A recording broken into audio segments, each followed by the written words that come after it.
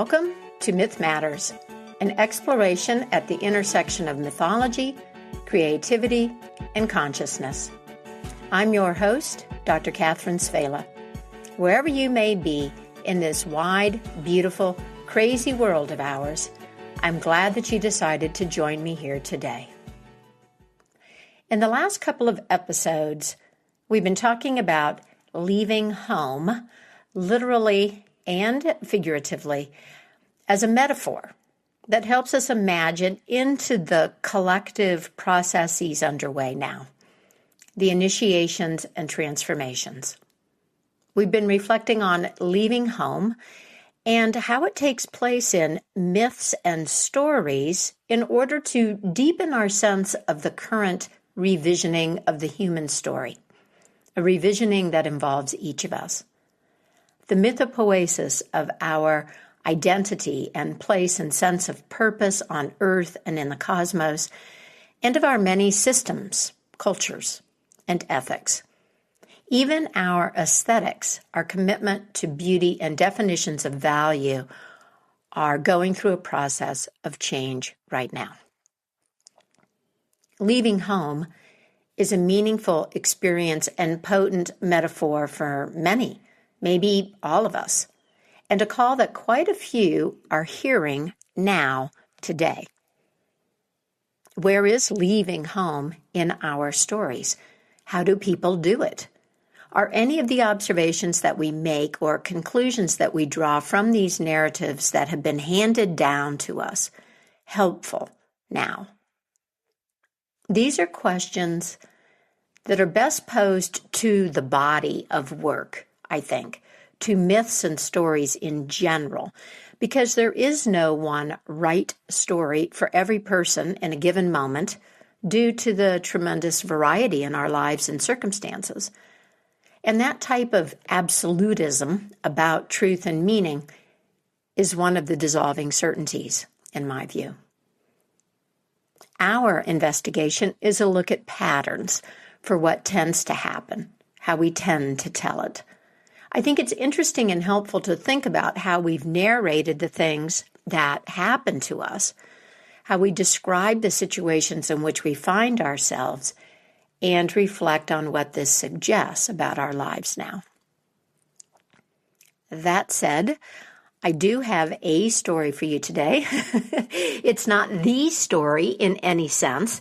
It's not an illustration of a specific point, but rather a story that has a number of characters and events that appear in lots of other stories and may function as a representative and give us something to think about today. The story is the tale of Rich Peter the Peddler. This is a Norwegian story that I found in East of the Sun, West of the Moon, which is a collection of fairy and folk tales that were collected by Peter Christian Abjornson and Jorgen Moe, translated by George Webb Dasent. As I mentioned, there are a lot of characters in this story and lots of action, bits and pieces that appear in other fairy and folk tales, and I think you'll be reminded of other stories that you know. Before I share this story, let me tell you what's been percolating in my brain on the theme of leaving home as I approach this third episode around this idea and step into the story I'm going to tell you. In brief, that the characters in stories generally don't really know what they're doing. Yes, they might have intention and occasionally even some scrap of a plan, but while the events narrated in the story are taking place, the characters involved don't know what's going on. The knowing and the air of inevitability in a story comes from the storyteller, who has the benefit of retrospection and in some cases a bird's eye view of the action, and from the crafting of the story.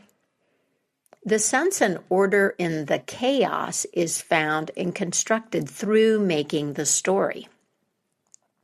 And this suggests to me that people, you and me and others in the world, don't really know what we're doing or they're doing and what's going on while we're living a story. We only see what's finished or what we bring to an end afterward. Maybe you find this idea that we don't know what we're doing rather scary. I hope not. I find it reassuring because while we may not know as much as we like to imagine that we do, we can find clarity around the decisions that we make. And this may be the most important element, especially when it comes to decisions about leaving home. I'll say more about this after the story. For now, as always, I invite you to relax and listen to the story. Notice what jumps out at you and makes you wonder for a moment. And I invite you to lightly hold the notion that no one really knows what he, she, they are doing in your mind someplace as you listen, if you can. There'll be characters in this story with intentions and plans, yes, but do any of them really know what they're doing or end up where they expected or grasp the big picture? Rich Peter the Peddler. Once upon a time, there was a man called Rich Peter the Peddler because he used to travel about with a pack and got so much money that he became quite rich. This rich Peter had a daughter whom he held so dear that all who came to woo her were sent about their business, for no one was good enough for her in his mind. Well, this went on, and at last no more suitors came, and Peter began to be afraid that she would die unmarried. I wonder, he said to his wife, why suitors no longer come to woo our daughter. After all, she's very rich. I think I better go off to the stargazers and ask them who will marry her. But how can the stargazers answer that? Asked the wife. Well, can't they? Said Peter. Why, they read all things in the stars. So Peter took a great big bag of money and set off to the stargazers.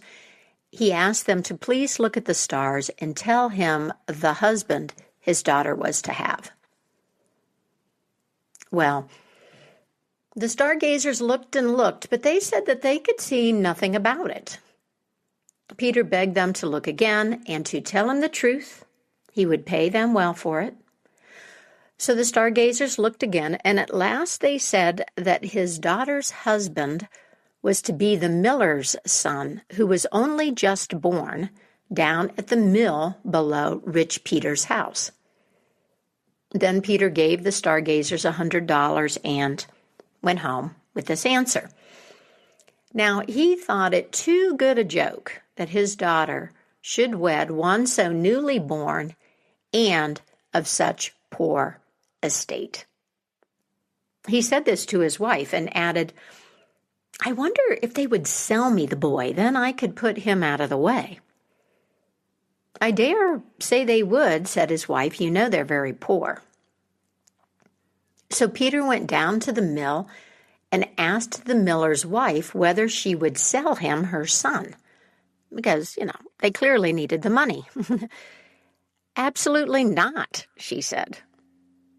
Well, said Peter, I can't see why not. You work hard enough as it is to keep hunger out of the house, and the boy won't make it any easier. But the mother loved her son and was proud of him. She wouldn't part with him. So Peter waited for the miller to come home and said the same thing to him. He promised to pay $600 for the boy so that they might buy themselves a farm of their own and not have to grind other folks' corn and starve when they ran short of water. Because, the mill wheel is turned by water. Well, the miller thought that this was a good bargain. He talked it over with his wife, and in the end, they decided to sell the boy to Peter. The mother cried and sobbed, but Peter comforted her by saying that the boy would be well cared for. Only they had to promise never to ask after him, for he said that he meant to send their son far away to other lands so that he might learn foreign tongues. When Peter the Peddler got home with the boy, he sent for a carpenter and had a little chest made. He made this chest watertight with pitch, put the miller's boy into it, locked it up, and threw it in the river, where the stream carried it away. Well, now I'm rid of him, he thought. But the chest floated down the stream until it came into the mill head of another mill. There it got stuck in the shaft of the mill wheel and stopped it. The miller went to fix the problem, found the chest, and took it out of the water. He took it home at dinner time and showed it to his wife. I wonder what's inside this chest, which came floating down the mill head and stopped our mill today, he said. We'll know soon enough, said his wife. See, there's a key in the lock. Just turn it. They turned the key and opened the chest, and surprise, there was the prettiest child they had ever seen. They were both glad and ready to keep the child, for they didn't have any children of their own and were now too old. In the meantime, Peter the Peddler's daughter still had no suitors and couldn't understand it. He just couldn't get it because she was so rich in land and money. So at last he went to the stargazers again and offered them a heap of money if they could tell him whom his daughter was to have for a husband. Why, we told you that already, that she is to have the miller's son, said the stargazers. Yes, you did, said Peter the Peddler, but it so happens that he's dead. So, if you can tell me the name of her intended husband, I'll give you $200 and my thanks. The stargazers looked at the stars again, but they got quite cross and said, We told you before, and we tell you now, she is to have the miller's son, whom you threw into the river and wished to make an end of. He is alive, safe and sound, in such and such a mill far down the stream. Peter the Peddler gave them $200 for this news. Then he thought about how to be rid of the miller's son. The first thing he did when he got home was to set off for the mill. By that time, the boy was so big that he'd been confirmed and helped the miller. He was also quite handsome. Can you spare me your helper? Peter asked the miller. No, I can't, he answered. I brought him up as my own son, and he's turned out so well and is a great help to me in the mill, for I'm getting old and past work. It's the same with me, said Peter. That's why I'd like to have someone to learn my trade. If you give him up to me, I'll give you $600, and then you can buy yourself a farm and live in peace and quiet the rest of your days. When the miller heard that, he let Peter the Peddler have the lad. The two traveled about far and wide with their packs and wares until they came to an inn situated by the edge of a great wood. Peter told the boy that they should send word back to his wife and gave him a letter for her. It's not a long way if you take the shortcut across the wood, he told the boy. Give her this letter and tell her to be sure and do what I've written as quickly as possible. Well, in the letter, Peter instructed his wife to make a big fire and throw the miller's son into it. And if she didn't do that, he wrote, he'd burn her alive when he came home. The unsuspecting boy set off with the letter across the wood. When evening came, he reached a house far, far away in the woods. He went inside and no one was there, but there was a bed in one of the rooms, so he stuck the letter into his hatband, laid down, pulled the hat over his face, and fell asleep. Now, This was the home of a band of robbers. When they came back, they saw the lad fast asleep on the bed and wondered who he could be. One of them took the letter, broke it open, and read it. He said, "This comes from Peter the Peddler." "Well, we'll play a trick on him then. It would be a pity if this old scoundrel made an end of such a handsome lad." So the robbers wrote another letter to Peter's wife and fastened it under the boy's hatband while he slept. And in their letter, the wife was instructed to make a wedding for her daughter and the miller's boy straight away, and give them horses and cattle and household stuff and set them up on the farm that he had under the hill. And if he didn't find all this done by the time he came back, she'd smart for it. That was all. The next day, the robbers let the lad go, and when he arrived at the peddler's house, he delivered the letter and told the wife that her husband sent kind greetings and wanted her to carry out what was written in the letter as soon as possible. "You must have behaved very well then," the wife said to the miller's boy, "if he can write so about you now. For when he set off, he was so mad against you, he didn't know how he was going to put you out of the way. She married the boy and her daughter on the spot and set them up for themselves as instructed in the letter." Not long after, Peter the Peddler came home, and the first thing he asked was if she had done what he'd written in his letter. "Oh, yes," she said. I thought it rather odd, but I dared not do anything else." And then Peter asked where his daughter was. "Why, you know well enough where she is," said the wife. "Where should she be but up at the farm under the hill, as you wrote in the letter?" And then Peter the Peddler heard the whole story and saw the letter, and he got so angry he almost burst with rage and ran to the farm and the young couple.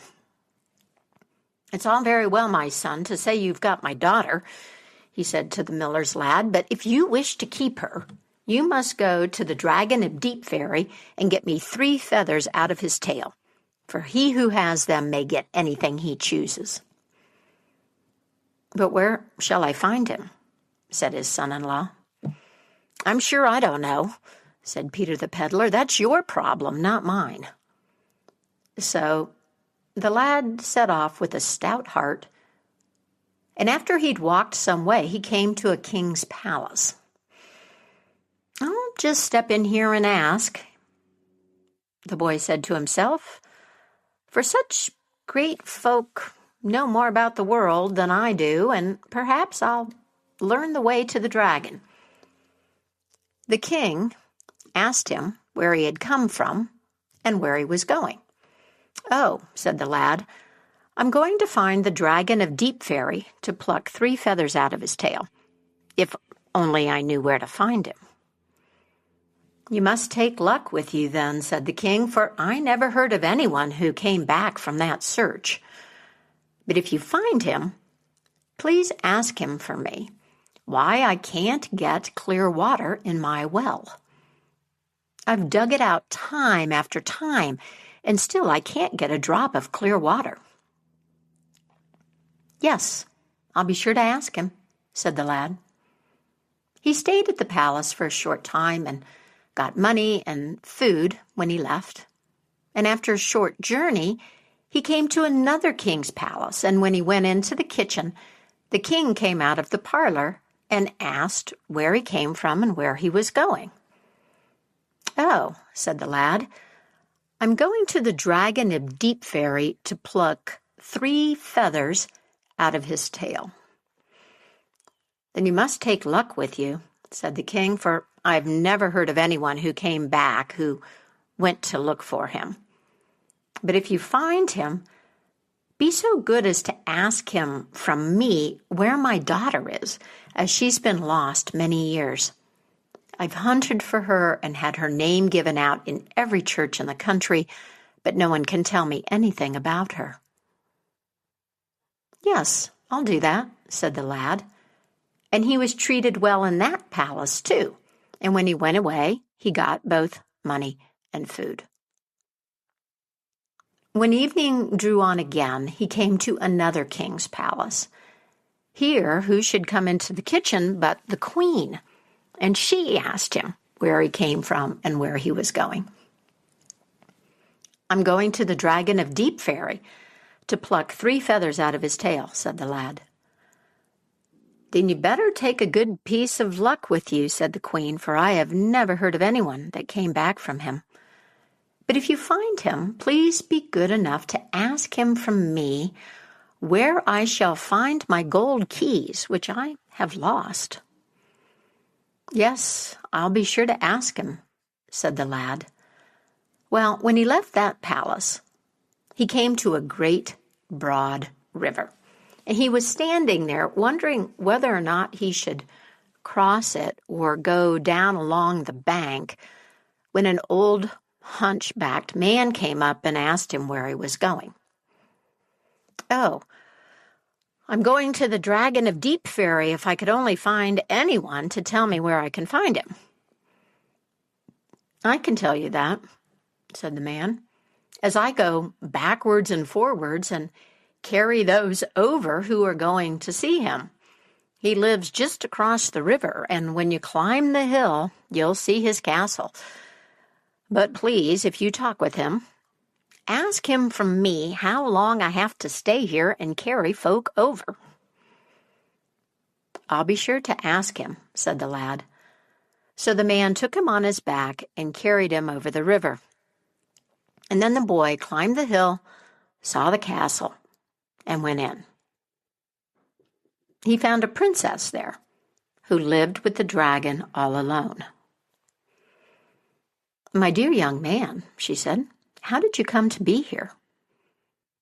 "No one has come here since I arrived, and you'd best be off as fast as you can, for as soon as the dragon comes home, he'll smell you out and gobble you up in a second, and that'll make me unhappy." "No," said the lad, I can't go before I've got 3 feathers out of his tail." "Oh, you'll never get them," said the princess. "You'd best be off." But the lad wouldn't go. He was determined to wait for the dragon, get the feathers, and an answer to all of his questions. "Well, since you're so steadfast, I'll see what I can do to help you," said the princess. "Try to lift the sword that hangs on the wall over there." Well, he tried, and the lad couldn't even budge it. "I thought so," said the princess. "Take a drink out of this flask." He did so, and sat a while, and when he tried again, he could just move it. "Well, you must take another drink," said the princess, "and then you may as well tell me what brought you here." So he took another drink, and then he told her how one king had begged him to ask the dragon how it was he couldn't get clear water in his well, and how another had begged him to ask what had become of his daughter, who had been lost many years since, and how a queen had begged him to ask the dragon what had become of her gold keys, and last of all, how the ferryman had begged him to ask the dragon how long he was to stay there and carry folk over the river. When he had done his story and took hold of the sword, he could lift it. And when he had taken another drink, he could brandish it. "Now," said the princess, "if you don't want the dragon to make an end of you, you'd best hide under the bed, for night is drawing on, and he'll be home soon. Then you must lie as still as you can so he doesn't find you out. When we've gone to bed, I'll ask him your questions, but you must keep your ears open and snap up all that he says and stay under the bed until all is still and the dragon is fast asleep. Then creep out very softly and seize the sword, and as soon as he rises, cut off his head at one stroke and pluck out the 3 feathers at the same time. Otherwise, he'll tear them out himself so that no one may get any good from them." The lad crept under the bed, and the dragon came home. "I smell Christian flesh," said the dragon. "Oh, yes," said the princess. "A raven came flying with a man's bone in his bill and perched on the roof. No doubt that's what you smell." "So it is, I dare say," said the dragon. The princess served supper, and after they'd eaten, they went to bed. They laid there for a bit, and then the princess began to toss about, and all at once she started up and said, "Ah, ah!" "What's the matter?" said the dragon. "Oh," said the princess, "I can't rest at all, and I've had such a strange dream." "What did you dream about? Let's hear," said the dragon. "I thought a king came here and asked you what he must do to get clear water in his well." "Oh," said the dragon, "if he dug the well out and took out the old rotten stump which lies at the bottom, he'd get clear water fast enough. But be still now and don't dream any more." The princess laid there for a while, and then she began to toss about, and at last she started up with her, "Ah, ah!" "What's the matter now?" said the dragon. "Oh, I can't get any rest at all, and I've had such a strange dream," said the princess. "Why, you seem full of dreams tonight," said the dragon. "What was your dream now?" "I thought a king came here and asked you what had become of his daughter who had been lost many years since," said the princess. "Why, you are his daughter," said the dragon, "but he'll never set eyes on you again. Now, do be still and let me get some rest, and don't have any more dreams, or else I'll break your ribs." Well, the princess laid there only a short time before she began to toss about again. At last she started up with her, "Ah, ah!" "What? Are you at it again?" said the dragon. "What's the matter now?" He was wild and sleep-surly and ready to fly to pieces. "Oh, don't be angry," said the princess, "but I've had such a strange dream." "The deuce take your dreams," roared the dragon, "and what did you dream this time?"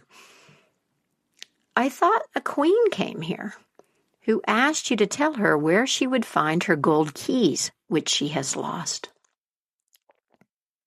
"Oh," said the dragon, "she'll find them soon enough if she looks among the bushes where she lay that time she got drunk. But now, no more dreams, and let me sleep in peace." They slept a while, but then the princess became restless again and screamed out, "Ah, ah!" "I should break your neck," said the dragon, who was now so angry that sparks of fire flew out of his eyes. "What's the matter now?" "Oh, don't be so angry," said the princess. "I can't bear that, but I've had such a strange dream." "Bless me," said the dragon, "if I ever heard the like of these dreams. There's no end to them. And pray me, what did you dream now?" "I thought the ferryman down at the ferry came and asked how long he was to stop there and carry folk over," said the princess. "The dull fool," said the dragon. "He could easily be free. When anyone comes who wants to go across, he has only to start across and then throw him into the river and say, 'Now you carry folks over until someone sets you free.' But no more dreams now, or else I'll lead you in a pretty dance." So the princess let him sleep on. But as soon as all was still and the miller's lad heard the dragon snore, he crept out from under the bed. Before it was light, the dragon rose, but he had scarcely set both his feet on the floor before the lad cut off his head and plucked 3 feathers out of his tail. Then came great joy, and both the lad and the princess took as much gold and silver and money and precious things as they could carry. When they got down to the ford, the ferryman was so puzzled and surprised that he forgot to ask what the dragon had said about him until they'd gotten across. "Hey, sir," he said, as they were going off, "did you ask the dragon what I begged you to ask?" "Yes, I did," said the lad. "And he said, when anyone comes and wants to go over, you must throw him into the midst of the river and say, 'Now, carry folk over yourself till someone comes to set you free, and then you'll be free.'" "Ah, bad luck to you," said the ferryman. "Had you told me that before, you might have set me free yourself." When they got to the first palace, the queen asked if he had spoken to the dragon about her gold keys. "Yes," said the lad, and whispered in the queen's ear, "He said you must look among the bushes where you lay the day you got drunk." "Hush," said the queen, and gave the lad $100.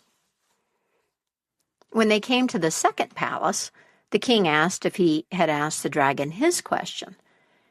"Yes," said the lad, "I did, and here is your daughter." The king was so glad that he would gladly have given the princess and half the kingdom to the lad, but since he was married already, he gave him $200 and coaches and horses and as much gold and silver as he could carry away. When he came to the third king's palace, out came the king and asked if he had asked the dragon his question. "Yes," said the lad, "and he said you must dig out the well and take out the rotten old stump that lies at the bottom, and then you'll get plenty of clear water." The king gave him $300 and sent him home, but he was so loaded with gold and silver and so grandly clothed at this point that it gleamed and glistened from him. He was far richer than Peter the Peddler now. When Peter got the feathers, he didn't have another word to say against the wedding. But when he saw all that wealth, he asked if there was much still left at the dragon's castle. "Yes, I should think so," said the lad. "There was much more than I could carry with me, so much that you might load many horses with it. If you choose to go, you may be sure there'll be enough for you." His son-in-law told him the way so clearly that he didn't have to ask it of anyone. "But the horses," said the lad, "you best leave this side of the river, for the old ferryman, he'll carry you over safe enough." So Peter set off and took with him a great store of food and many horses to carry back gold. But he left them behind on the river's brink, as the lad had suggested. The old ferryman took him upon his back, but when they had come a bit out into the stream, he cast him into the midst of the river and said, "Now you may go backwards and forwards here and carry folk until you are set free." And unless someone has set him free, there goes rich Peter the Peddler, backwards and forwards, and carries folk across this very day. So who in this story knew what he or she was doing? Peter had the clearest plans, and yet he was foiled over and over again and was eventually trapped in a repetitive type of hell. Not what he had planned. One could point to the sense of social or karmic justice here that often prevails in fairy tales to explain this, and I buy that and find satisfaction in it.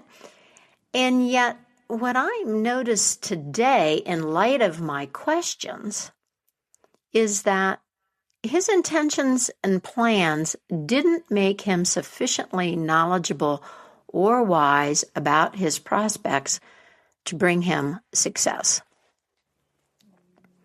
Can this observation help us respond to the calls that we are currently hearing, the nudges that are coming from within and without? If you're contemplating a change and at the same time insisting on some guarantee that whatever transpires is going to take place within the scenarios you have already imagined, then you may not take the necessary chances. The stories that we tell suggest that you don't have to have a complete grasp on what you're doing before you begin. You can start with an intention and learn along the way because things won't go as planned. That's a given. This is why meaningful changes require courage. Leaving home is a journey into the unknown and unknowable future, and there's always risk. Is the change that's pressing on you or the dream that beckons worth the risk? Only you know.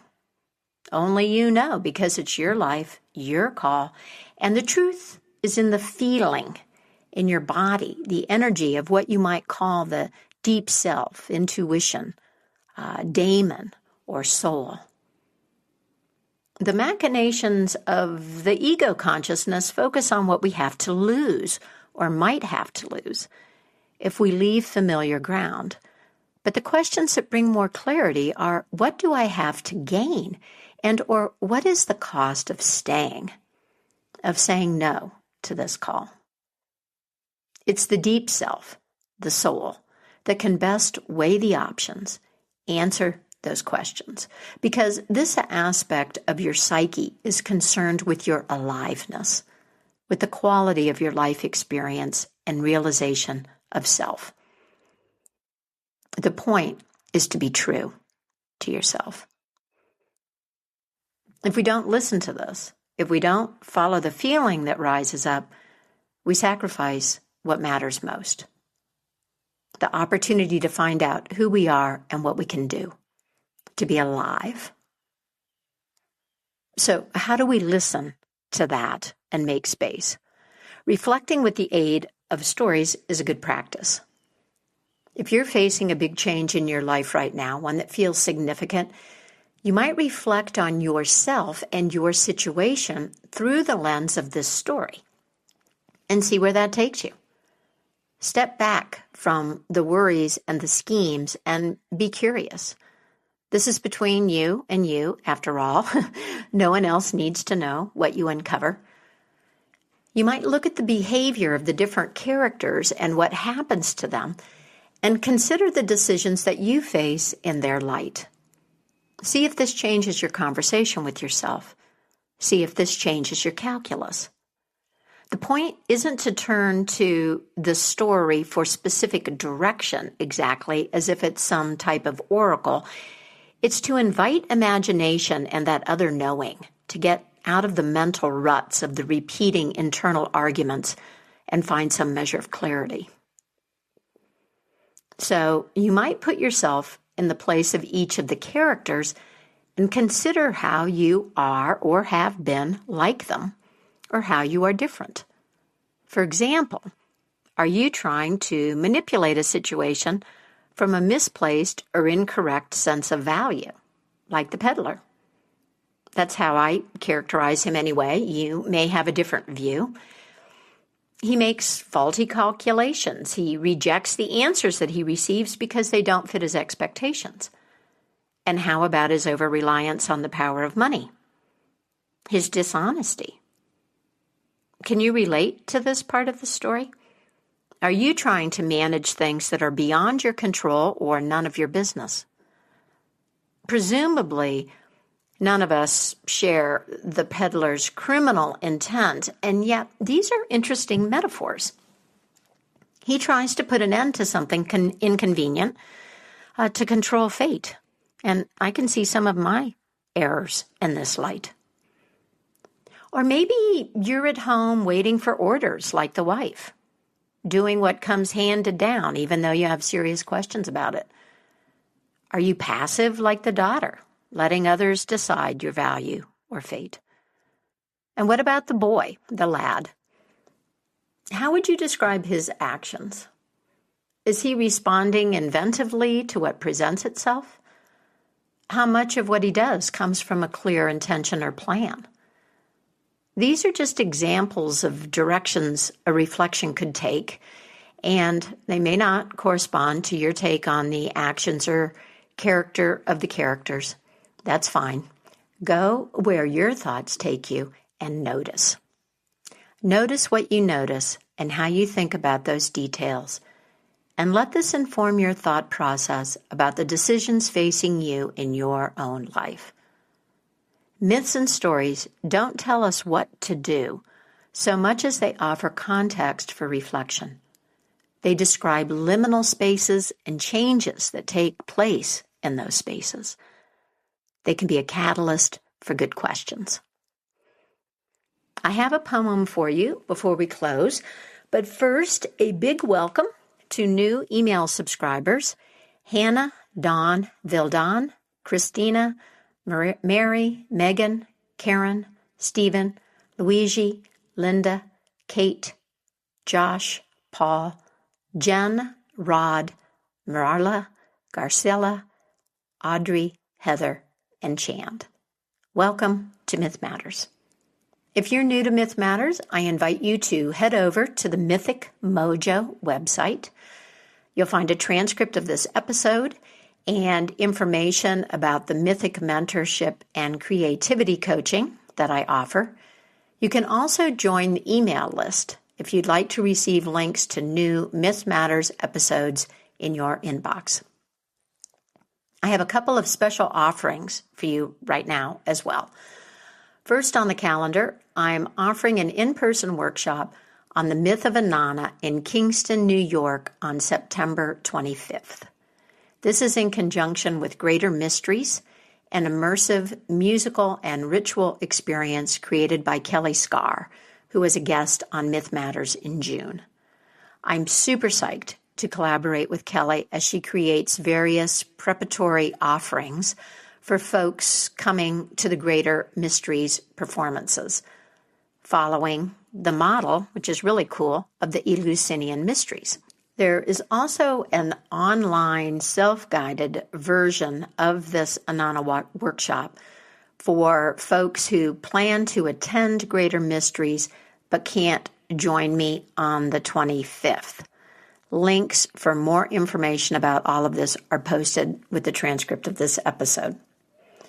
And registration is open for Step Into the Fairy Glen, my online Dive Into a Story workshop. Step Into the Fairy Glen is 2 weeks from October 21st through November 5th. The story that we explored together in this workshop has been a magical catalyst for insight and clarity for many people who've stepped into this story with me. All of the details are available at mythicmojo.com. Thank you to my amazing Patreon patrons and supporters on Bandcamp. A big shout out of thanks to Stephen, Jane, Chris, and Jeff for your ongoing support. If you're finding something of value in this podcast and can afford to send a few dollars a month my way, I hope you'll consider doing that. Reciprocity is the golden rule in the fairy tale world and the glue that holds community together in this one. So thank you so much for your support of Myth Matters in whatever form makes sense for you. In closing, a poem that's become a classic on the subject of leaving home, The Journey by Mary Oliver. One day you finally knew what you had to do and began, though the voices around you kept shouting their bad advice, though the whole house began to tremble and you felt the old tug at your ankles. Mend my life, each voice cried. But you didn't stop. You knew what you had to do, though the wind pried with its stiff fingers at the very foundations, though their melancholy was terrible. It was already late enough, and a wild night, and the road full of fallen branches and stones. But little by little, as you left their voices behind, the stars began to burn through the sheets of cloud, and there was a new voice, which you slowly recognized as your own, that kept you company as you strode deeper and deeper into the world, determined to do the only thing you could do, determined to save the only life you could save. That was The Journey by Mary Oliver. If we have a better understanding of our need for myth and all that our old stories offer, we can live more satisfying lives. We can inhabit a better story and create a more beautiful, just, and sustainable world. And that's it for me, Catherine Savela, and Myth Matters. Take good care of yourself, my friend. And until next time, keep the mystery in your life alive.